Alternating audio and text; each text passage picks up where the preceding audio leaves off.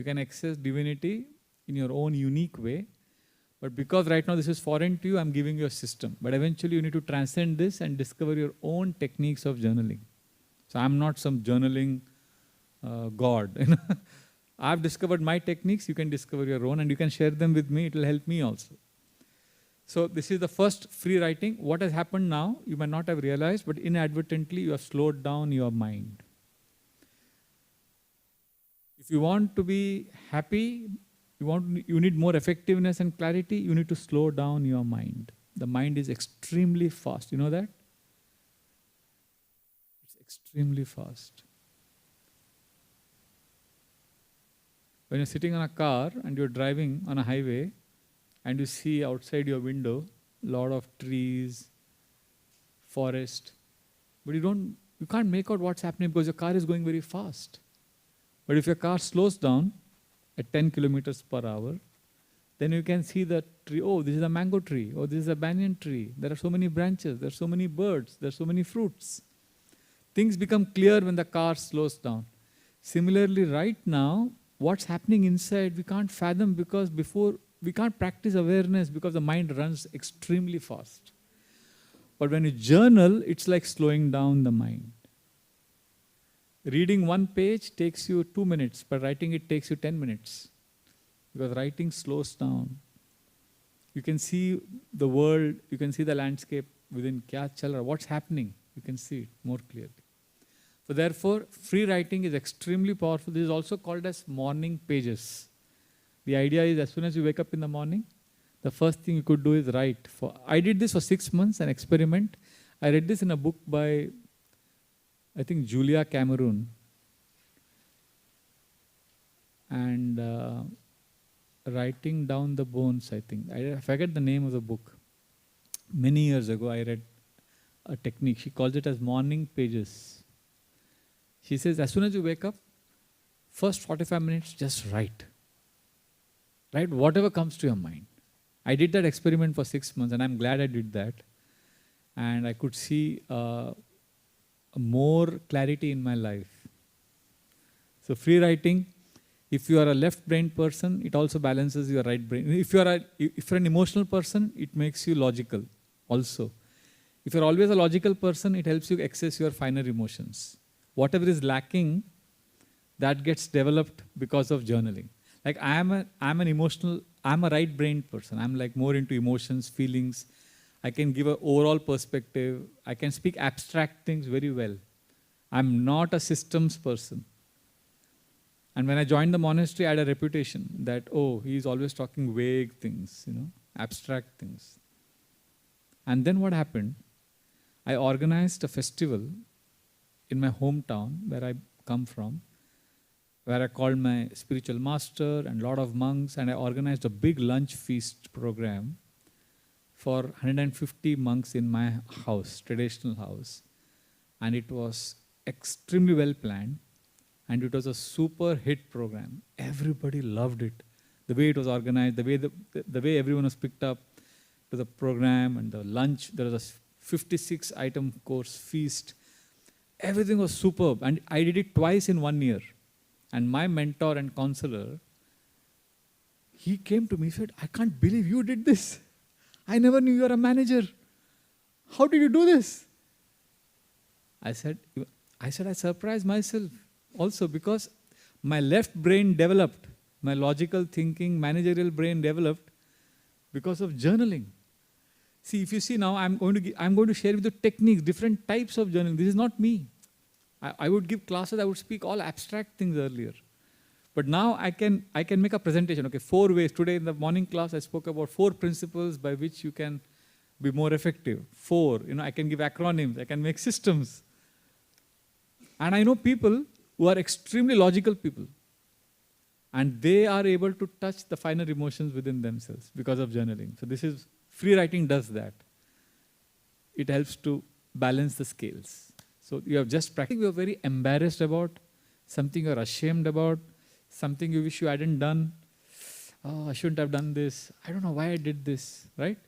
We're going to do an amazing technique of journaling by which, whenever you go through such low phases, some feeling guilt or misery because of your past, You can overcome it instantly almost. But for that, first you will have to access that pain for some time. So I'll give you 2 minutes. In 2 minutes, write down that experience, not exactly like a journal, but some pointers so that later on when you see it, you know what that incident was all about. Is that okay? Some unpleasant experience, something which you feel you shouldn't have done in life, or something you wish hadn't happened in your life. Is it 2 minutes okay? Can you start now? Start right away.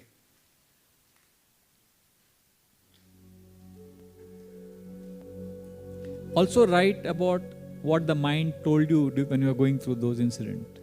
What are the different things the mind tells you?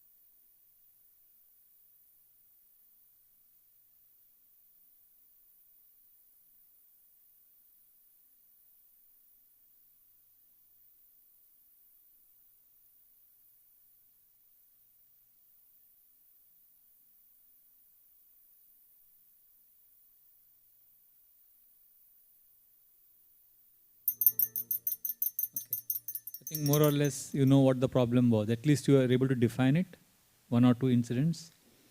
Okay, now I'm going to give you 5 minutes. You're going to come out with an amazing solution. Imagine whatever you have written.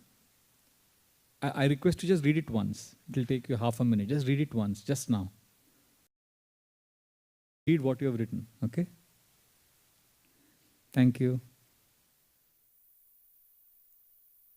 Done? Now imagine, this is what has happened to your best friend, not you.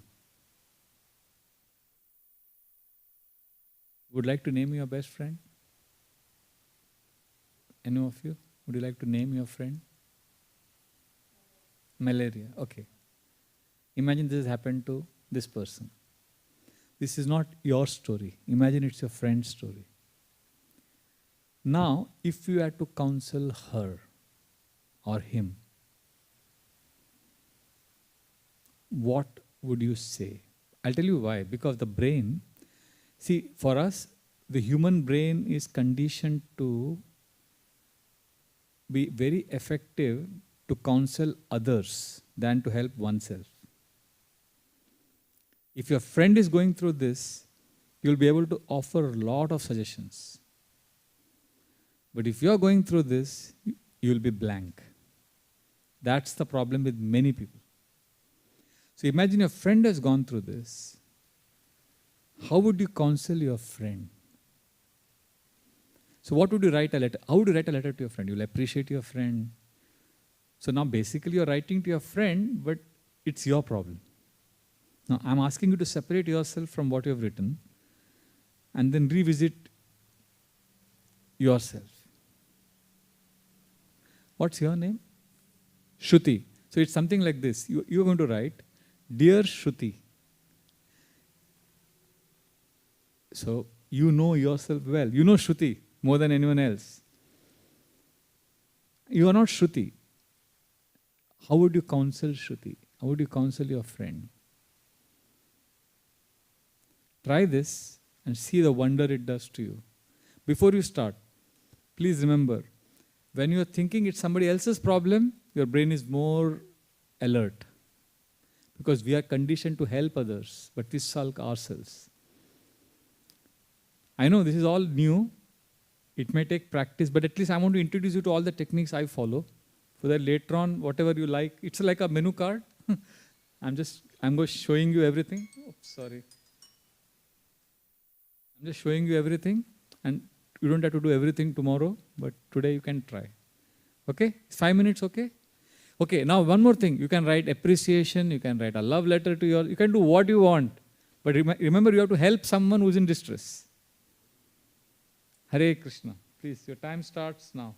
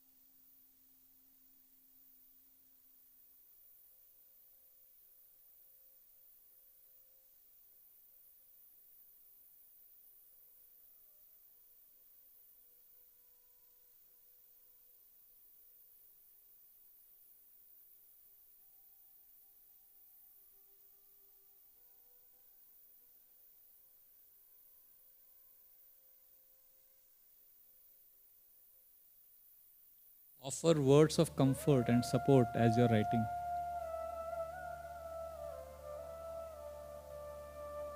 Please offer empathy.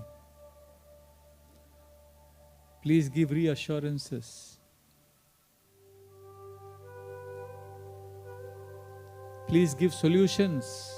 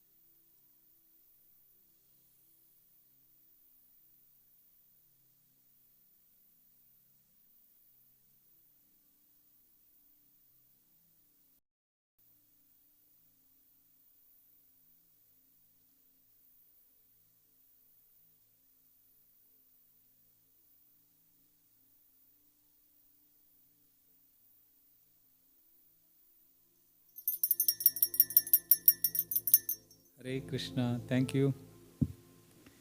See, when we try to solve our problems, we get mentally stuck, many of us. But when you're trying to solve others' problems, you get a lot of ideas.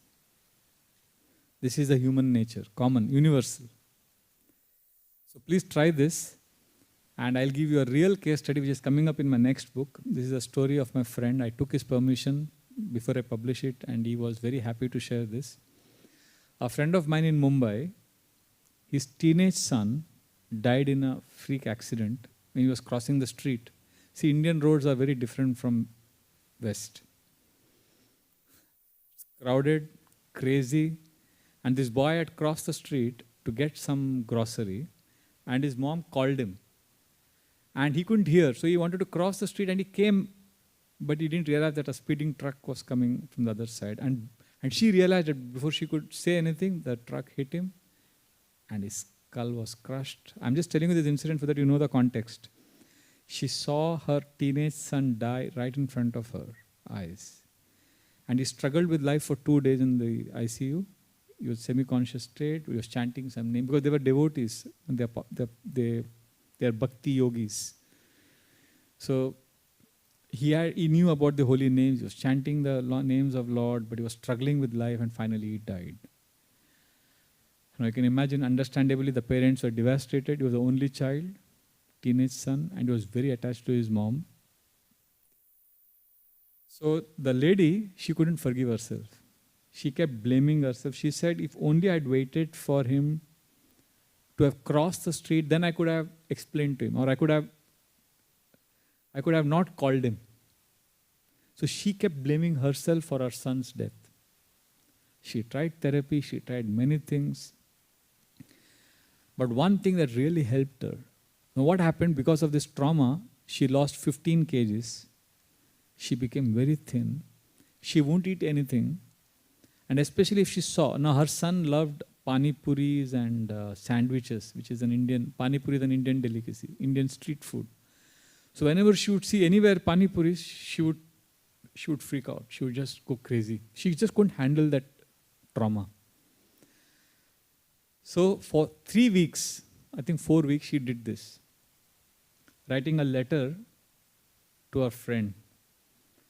Now, this is one of her journal entries I want to share with you. Just notice how the amazing counseling she is giving, ironically, to herself. And over a period of 1 month, she was a changed woman.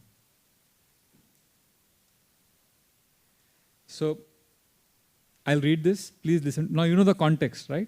Now, she's writing a letter to her own self. She's writing a letter to a lady who's lost her teenage son in an accident. And that lady is blaming herself. And the kind of realization she got, I'm sharing one of the last journal's entries. The solutions she got. This is what she writes. You were an amazing mother. You fed him his favorite pani puris and sandwiches whenever he insisted. He loved you so much that even at 15, when most boys are rebellious and independent, he'd hug you at least 10 times in a day. You filled his heart with so much love for you that he never kept any secrets from you. Isn't this the highest example of motherhood? The Srimad Bhagavatam says, a mother's duty is to facilitate her son's journey to God. The fact that during the last 2 days of his life, as he grappled with life and death, he constantly chanted the holy names, even in a semi-conscious state, proves that he had perfected his life thanks to his loving parents. Besides, when you die, you will have to give up everything that you hold dear. You got a sample of death, seeing what it means to you. And we are supposed to be grateful at that moment. Most people can't practice gratitude when God bestows so many gifts upon them. How will they express thanks when at death it's all to take it sooner or later? Do you realize this pain will help you assist so many suffering people in this world? Remember, a wounded healer is the best healer. You have suffered so intensely, and now when you counsel others in pain, you will illuminate their lives with hope and strength. Many mothers lose their sons in war, but they find solace in the fact that their sons martyred their lives for the country. You too can fact that your son is a martyr in the Lord's army, which is protecting humanity from heartache and grief. You have to lose your son so that you could now help those anguished by the reactions of material energy. On and on, but I'm just sharing. This gave her a lot of relief. Over a period of 1 month, she could see a different dimension to the whole incident. Of course, the pain will remain for the rest of her life. And as I told in the beginning, this is not a substitute for social interaction. This is also not a substitute for therapy. Actually, there are 3 disclaimers. One is, we need to access higher wisdom. Second, we need to have good, meaningful social connections. And third, if you need to take professional help, you need to take professional help. This is all extra. But this is one example of how this helps, because we are experts in helping others. But when it comes to our own problem, I've seen the most confident people, CEOs, I've seen them over the last 27 years as a traveling monk. You know, they exude so much confidence. They are like, they snap their fingers, they get things done. But in their private chamber, they are so scared, they're so vulnerable. They're so lonely. But this changes the whole game. So these are the 2 types of journaling I shared with you. The first one was awareness journal. Second, what did we do just now? Cringe conversion journal. And now I'm going to share my most favorite, which has helped me the most. This is called awareness journal. See, what I'm sharing with you, you won't find on the internet. On the internet, you will find a lot of stuff on the scientific benefits of journaling. I'm not sharing that with you because Google Baba will tell you that. Internet has a lot of stuff on medical benefits of journaling, how stress reduces, and I don't want to share the same thing which is already available online. I'm sharing with you something which is not available online. This is entirely mine. And awareness journal is magic. And you'll realize it in the next 5 minutes. But before that, I want to give you an idea or what exactly is awareness journal. Please, I beseech you, give me your full attention for the next few minutes and understand this concept and then see how journaling does magic. We have mind, intelligence and ego, okay? I'm combining all of it and simplifying it and I'm calling it mind. When I say mind, it is a combination of mind, intelligence and ego. All that stuff, conglomerate. And I've given a name to my mind to make my life simple. And the name I've given is Chanchal. Because in Bhagavad Gita, which is our holy book, the mind is called as Chanchal. Chanchal means restless, fickle. And also Chanchal is a very sweet sounding feminine name. And being monks, we don't have companions, we don't have partners, we are single. So I've given myself a companion. And this is a companion I can't divorce. I can't go to a police station. See, if your spouse abuses you, you can always complain. You can always tell the police. You can call a helpline. But which police station will register your complaint against Chanchal? Somebody who's inside you and who's abusing you. So I have this companion who is harassing me all the time. So Chanchal. So you can give your own name if you want. But I'm just giving you a whole context. So this mind is on your left side. Imagine like this. He is on your left side. Giant, 10 foot tall, huge, ferocious being with horns coming out. And he's always growling. And he's constantly nagging you and he's shouting. Bah, bah, bah, bah. He's constantly shouting. And I am at the center. I am here. On my left is my mind. Remember, I am not the mind. The mind is on my left. On my right is God. In our tradition, we call him Krishna. Or let's say you are not religious but spiritual. But we all know that there is a higher self. We all have a higher self. Maybe the universe, maybe whatever you call. If you're a Star Wars fan, you will call it the Force. Whatever. So there is some higher self, the universe, cosmic consciousness, something higher than us. That's on our right. So spirituality is all about allowing this higher self to govern our lives. That's simple spirituality. There are a lot of stuff on the internet, on YouTube, lot of TED Talks on surrender, shelter, acknowledging that this universe, there are some higher forces, and when we align our lives and we place our lives in the gentle hands of the universe, we will find fulfillment. And that's on our right side. So the whole spirituality is about turning our neck on the right side, listening to our higher self and executing what the higher self is telling us. That's all spiritual life is all about. But we're unable to turn to our right and connect to our higher self. Why? Why we are unable to connect? Because our neck is tilted on our left side. And who is there on the left side? The mind. Huge giant. And we are like, yes, sir. Yes, sir. A whole. And understand you are not your mind. And then eventually turn to your right. And then eventually turn to your right.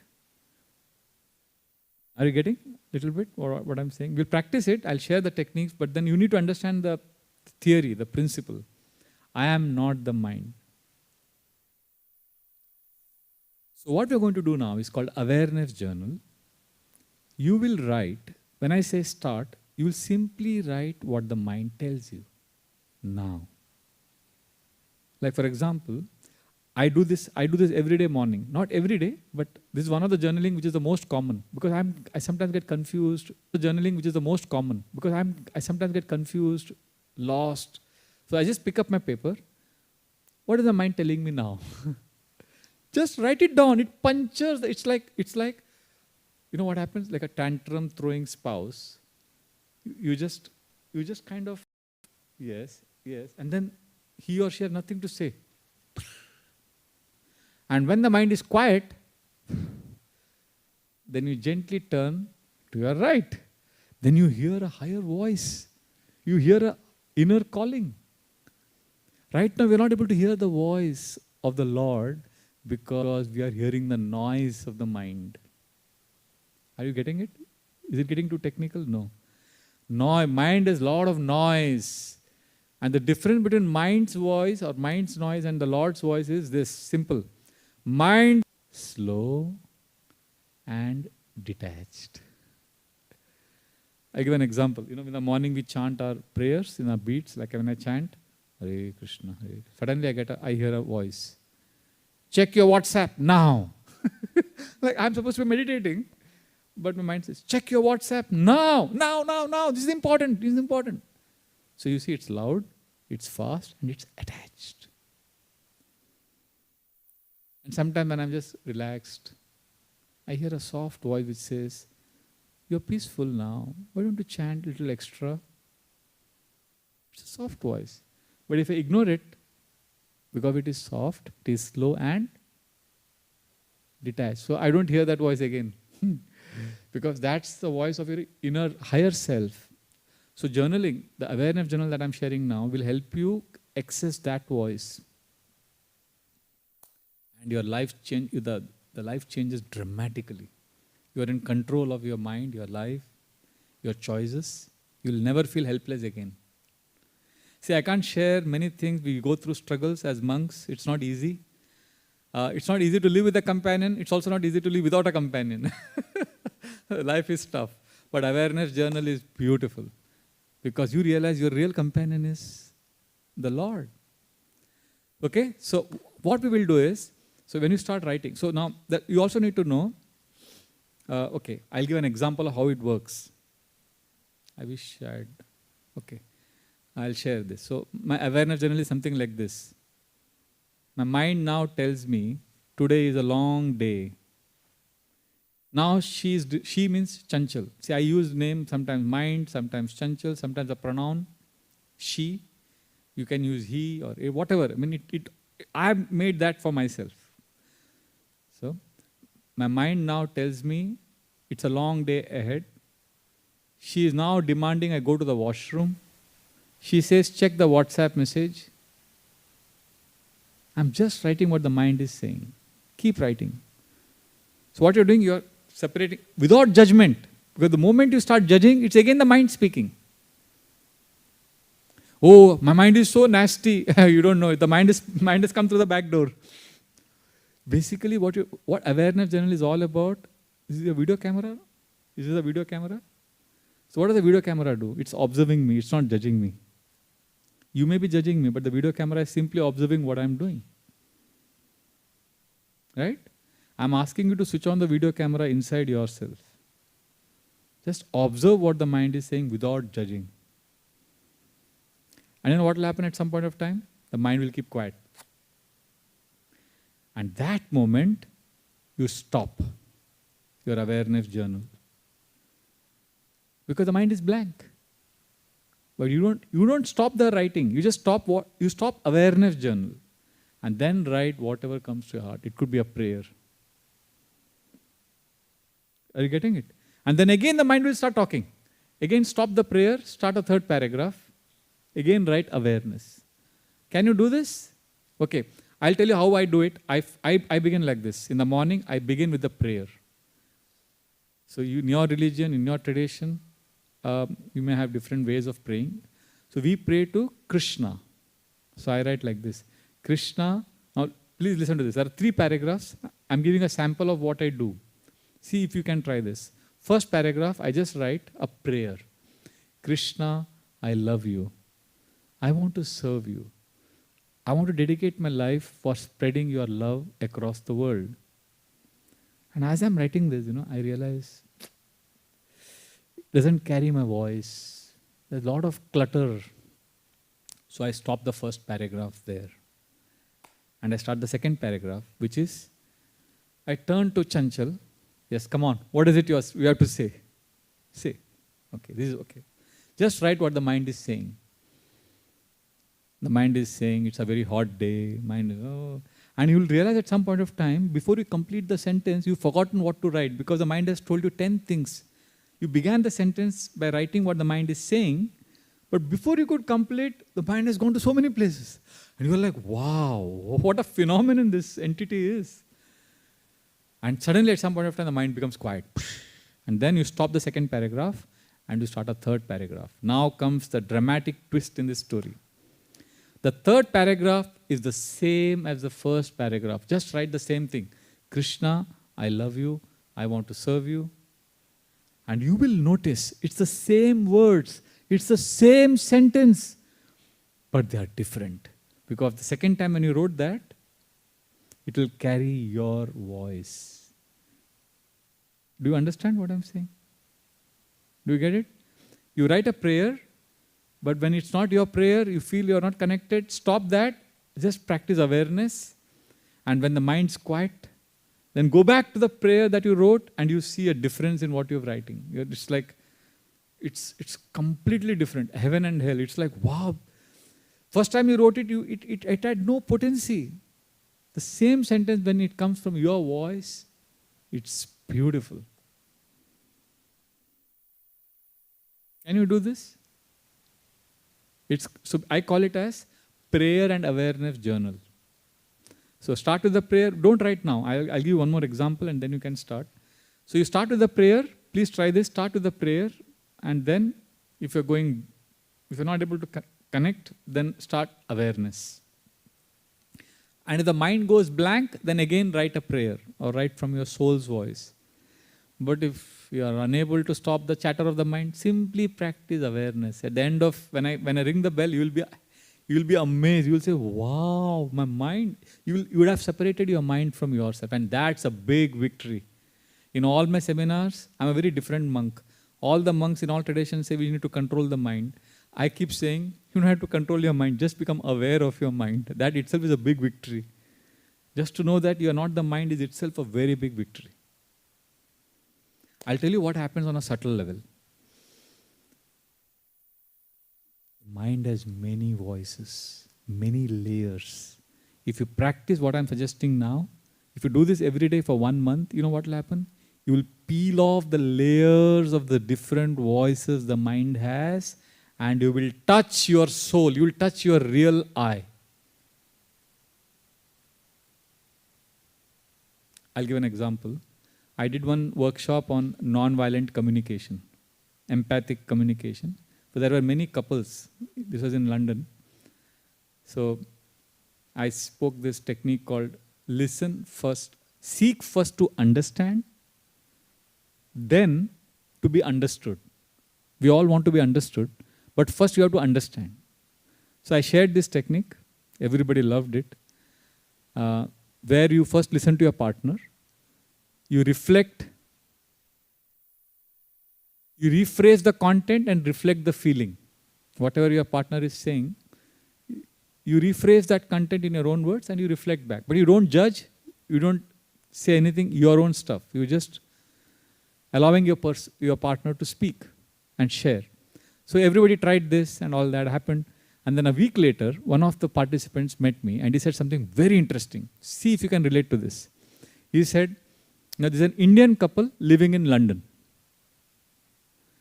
So he's telling me, I came home from work and my wife started shouting at me. You never help me in the kitchen. You never help me clean up the mess.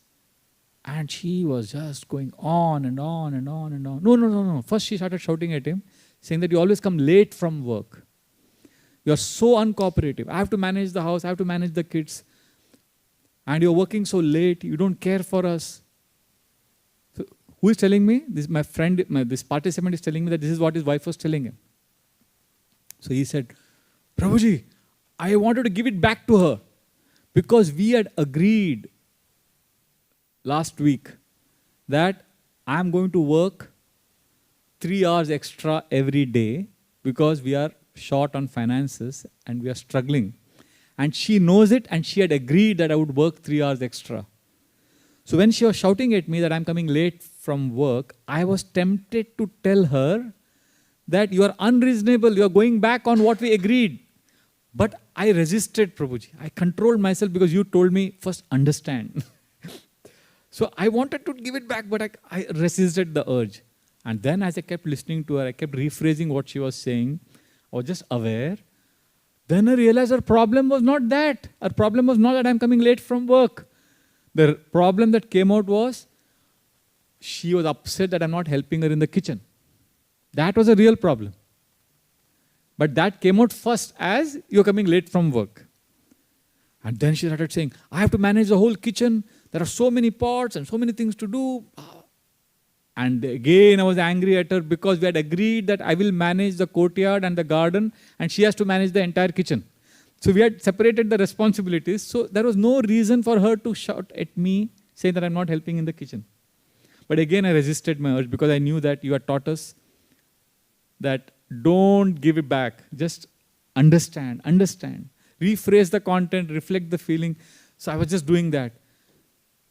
And then I realized the real problem was not even the kitchen. The actual thing was we are struggling because we are far away from India and missing our parents very much. That pain came out as I'm not helping her in the kitchen.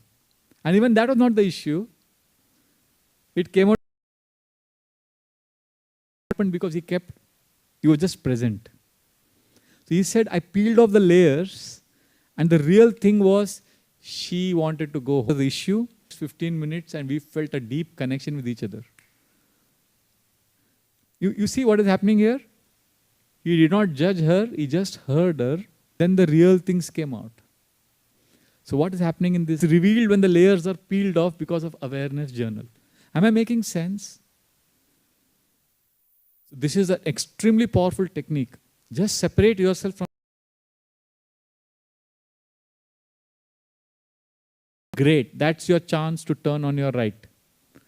But if the mind is not going blank, just keep listening to your mind. Keep writing. Can we do this? Is 5 minutes okay or it's too much? Okay, I'll give you 6 minutes. I'm a little greedy because I know the power of this. Okay, for the next 6 minutes, please write. Okay, how will you write? Just write. First you write a prayer. Heartfelt prayer. And wait. And if your prayer is heartfelt and you're comfortable, don't stop your prayer. Keep writing your prayer because that's your voice. Great. Keep writing prayers. But if you're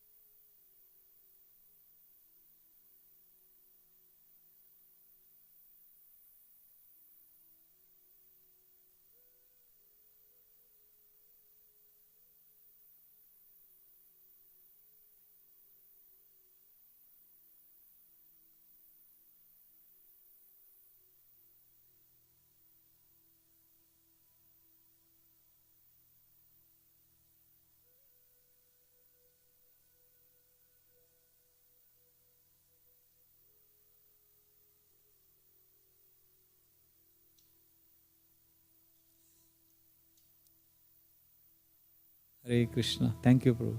Thank you for, yeah.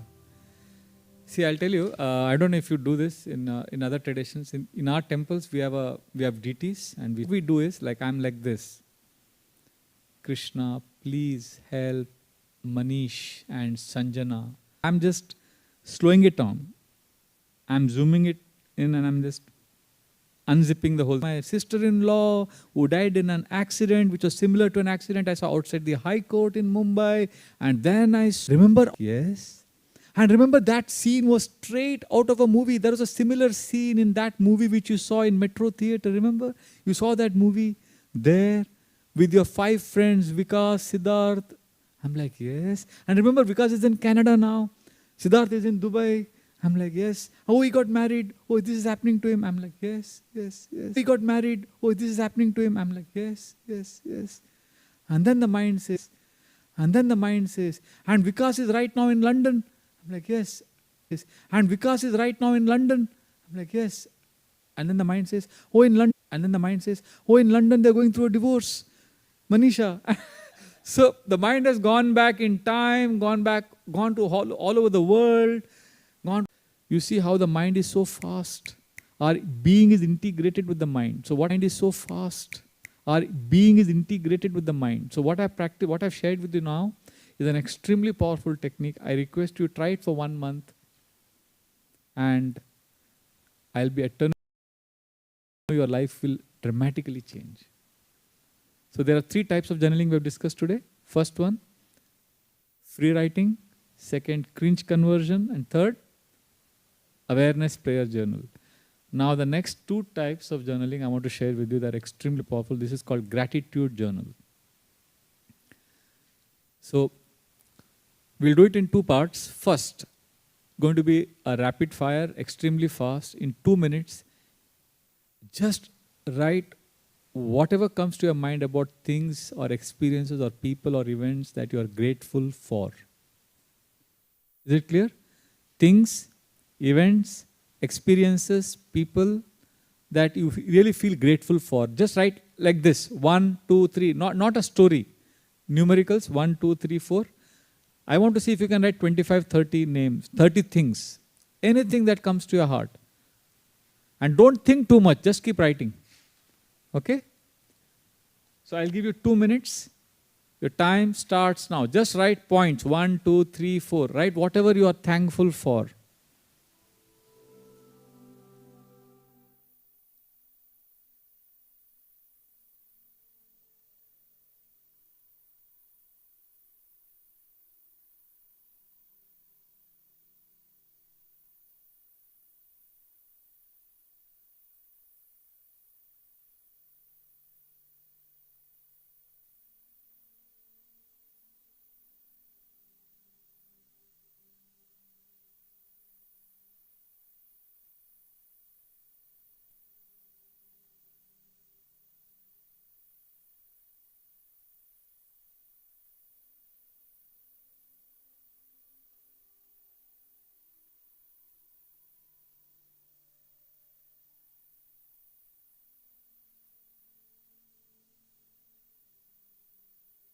Thank for some specific incidents, person, people.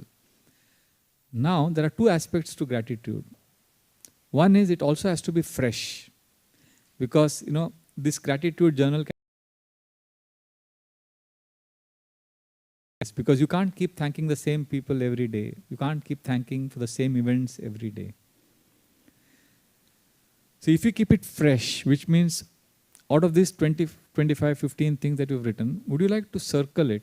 Circle those things which have happened in the last 24 hours or 48 hours for which you have thanked. Is there anything which is very recent or very fresh? Just circle it. If no, it's okay. But I'm just trying to share with you how fresh gratitude helps.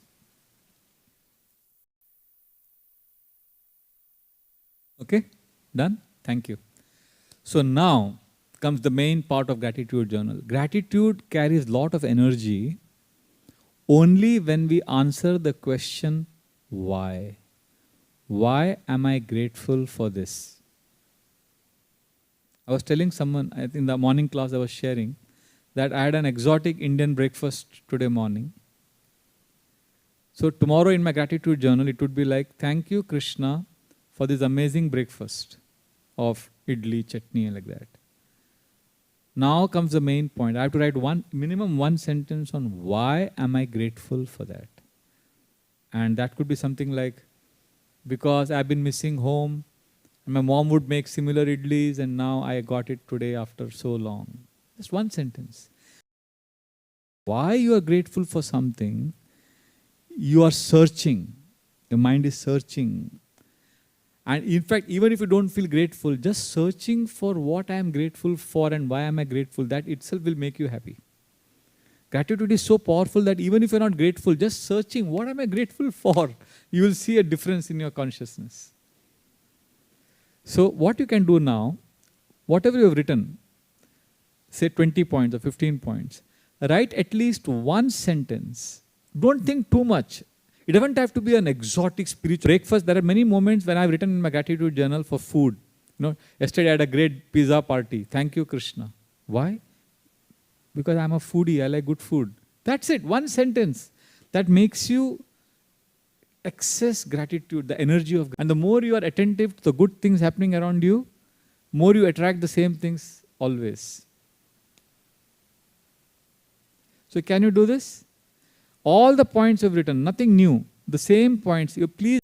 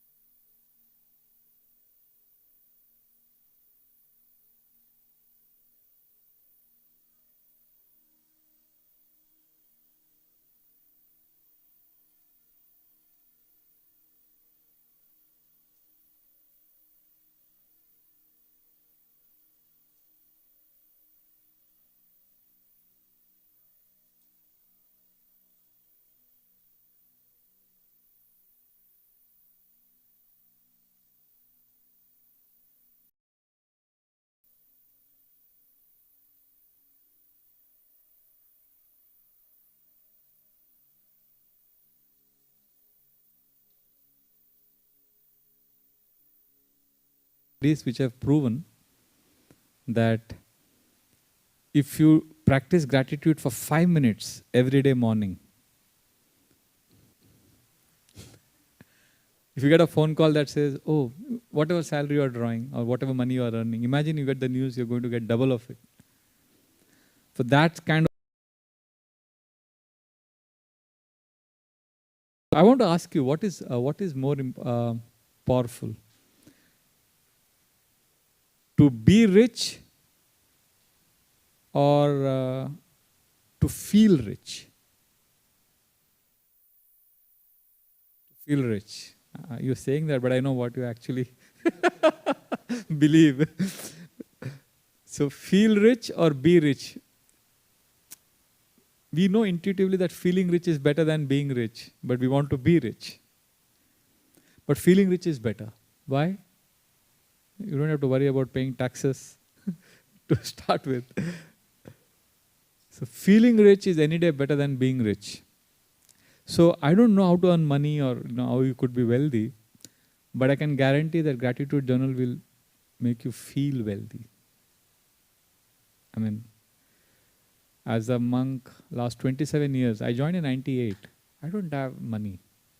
I don't earn money. I don't take money. But I never felt deprived. I mean, I get my food 3 times a day. I get all the stuff, but I'm not in anxiety. Oh, I don't have money. I don't have savings. What will happen? No, I feel rich all the time. So, actually, this is a very, very deep subject matter. We generally don't spend so much time on gratitude, but I think our generation is obsessed with happiness. But happiness and gratitude are two different things completely.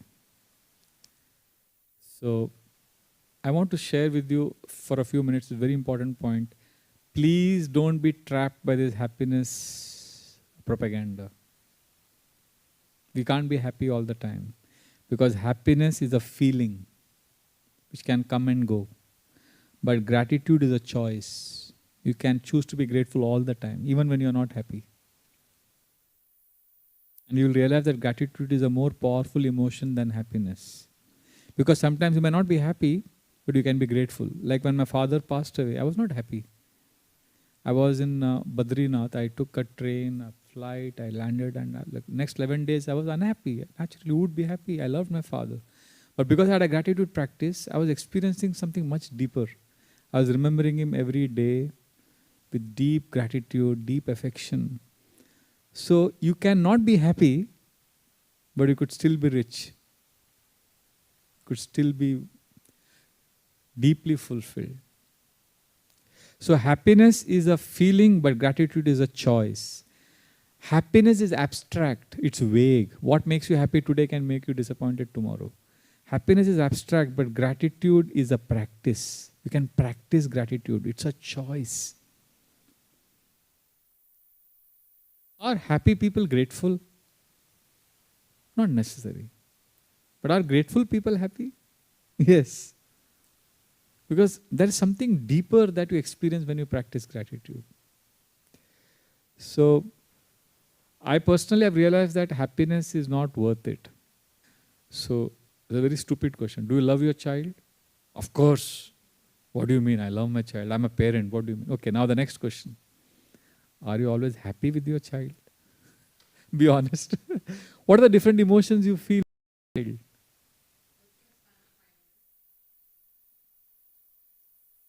Frustration. What else? Frustration is one. Okay, those of you who are not parents, you have parents. Do you think your parents love you? Yes. Do you think your parents are only happy with you? What are the different emotions your parents have because of you or you have for your children? One is frustration, I heard. What else? Anger?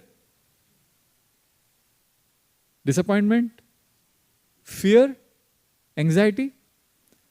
But then I ask you, do you love your child? Gratitude keeps you in love.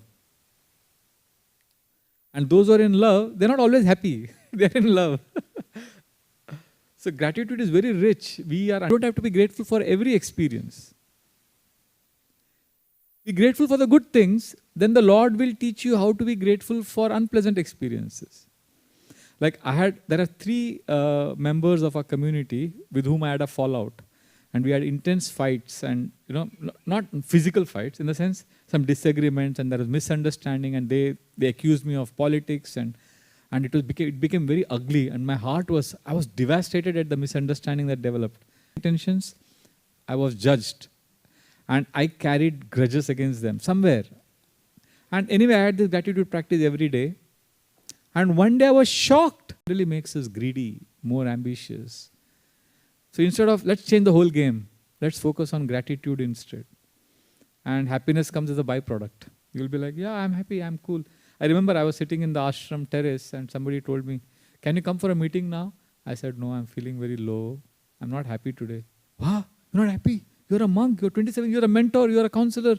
I said, yeah, I am senior, I'm counselor, all that, but I'm not happy today. He thought something's wrong with me. I said, nothing's wrong with me. I'll be okay tomorrow morning. Right now, it's completely okay, fine to be not happy. Don't beat yourself up. Don't chase happiness. The difference it makes to your life. Dude, will I develop love for God? I tell them very honestly, I don't know about that, but I can guarantee you one thing. If you practice everyday gratitude, you may not immediately develop love. So I'm asking God, what? This is a prayer of Jesus Christ. This is the prayer of the great devotees of the Lord. The 6 Goswamis of Vrindavan, all the stalwart leaders and devotees have prayed that, my dear God, I want to carry out. Till now, whatever we have, it's all about I. It's all about me. All journaling is about me. But if you want to really access the power of journaling, please, the reality, whatever. Krishna, please. And then write 1 or 2 sentences for that person. So I would write something like this. Pavni, Krishna, please let her. We pray for ourselves. Like one day I remember writing a prayer. Rajan, Krishna, please let him realize I'm a good man. It's not easy, but this is the most rewarding type of journal. Before you do this now, I'll tell you one of my personal stories. Month. Every day morning I wrote prayer. My monk friends, colleagues, he was doing a prayer and I looked at him and my heart was overwhelmed. Affection for him, and tears started coming in my eyes, wishing him all the good. I'm like, I didn't want to create a scene, so I just held myself and I went. The whole day I was looking at everyone and I'm like, okay, let there be auspiciousness in his life. Oh, let her be happy. Oh, let everybody be happy. I was like, why? Why am I a stranger also? The stranger feels you're a good man, a good woman, because you carry that love. And then you automatically attract good people. You attract the best relationships, best friends. I can honestly say, I'm a monk, I have no family, but I have the best friends. I don't have any enemies. And I feel it's all because of journaling. I'll tell you one example and then we can do this. There's one girl called Susan. I don't know her. And we are going for a retreat to Paris from London. So I was at this King's Cross station and we were taking the Eurostar. And there's a group called Pandav Sena in London, which is a group of youth who practice spiritual life. And they saw one girl at the bus stop who looked at them and she saw them with these, malas and tilak, and she said, who are you guys? For they said, we are Pandav Sena. We are a youth group of spiritualists in London. She said, oh, and then she went on Google. She checked what is Pandav Sena. She said, wow, you guys are having a retreat tomorrow. You're going to Paris. They said, yeah. Can I join you? They said, yeah, come along. So next day morning, she was there at the station. Ramayana, which is an ancient Indian scripture. And for you to study Ramayana, you need to be aware of some basic things. You can't be absolute. You need to be aware of some basic things. You can't be absolutely new to spiritual life and come for this retreat. First, she's new and come for this retreat. First, she's new. She needs something else. She needs journaling. She needs all these kind of things. Basics. Something else. She needs journaling. She needs all these kind of things. Basics. No, you don't worry about basics. No, you don't worry about her. So I had no choice. No, you don't worry about her. So I had no choice. No, I knew that she's going to be lost. You are sending a message. And the last day, you are sending a message. And the last day I was shocked. Sending a message. And the last day I was shocked. On the 7th, I was shocked. On the 7th day, she comes to me dressed in an Indian sari. On the 7th day, she comes to me dressed in an Indian sari. I'm like, wow. How is she doing? And he said, oh, she's doing so good. She's a very active member of our group. She organizes so many things. She's a full-fledged member of the party.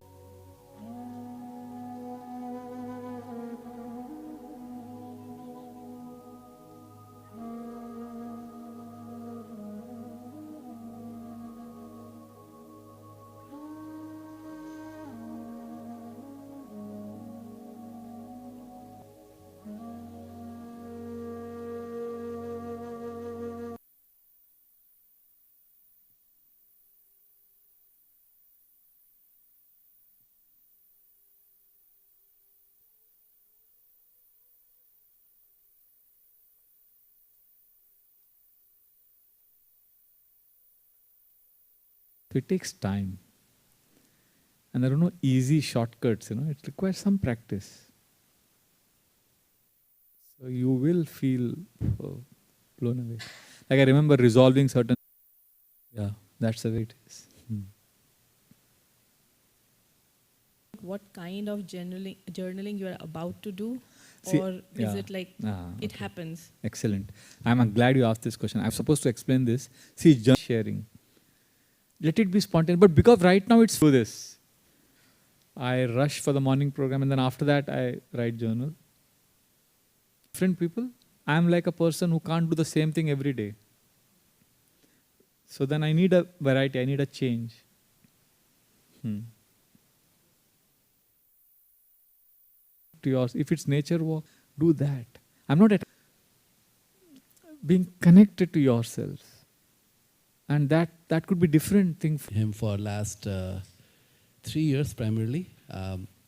And I have learned immensely in terms of being authentic. And you would have seen the authenticity, right? How authentic he is. How journaling, because the topic was journaling, right? How journaling helped. So, right, we have to be authentic.